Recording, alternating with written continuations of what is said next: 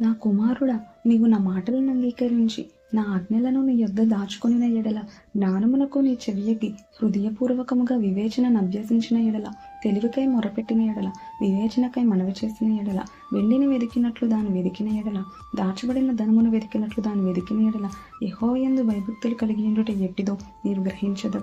దేవుని గూర్చిన విజ్ఞానము నీకు లభించును. యెహోవాయే జ్ఞానమిచ్చువాడు. తెలివియు వివేచనయు ఆయన నోట నుండి వచ్చును.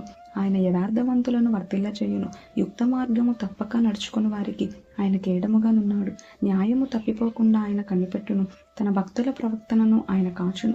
అప్పుడు ఈ నీతి న్యాయములను, యథార్థతను, ప్రతి సన్మార్గమును నీకు తెలుసుకుందు. జ్ఞానము నీ హృదయమున చొచ్చును. తెలివి నీకు మనోహరముగా ఉండును. బుద్ధి నిన్ను కాపాడును. వివేచన నీకు కావలి కాయను.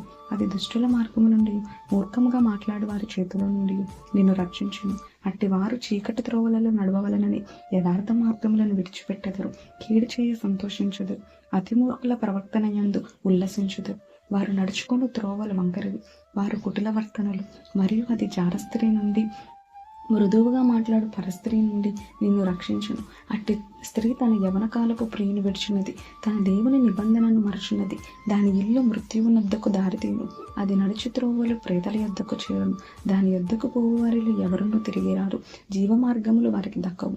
నా మాటలు వినిన ఎడల నీవు సజ్జనుల మార్గమందు నడుచుకుందువు. నీతిమంతుల ప్రవర్తనలను అనుసరించుదువు. యథార్థవంతులు దేశమందు నివసించుదురు. లోపం లేని వారు దానిలో నిలిచియుందురు. భక్తిహీనులు దేశములో నుండకుండా నిర్మూలమగుదురు. విశ్వాసఘాతకులు దానిలో నుండి పెరికివేయబడుదురు. ఆమేన్.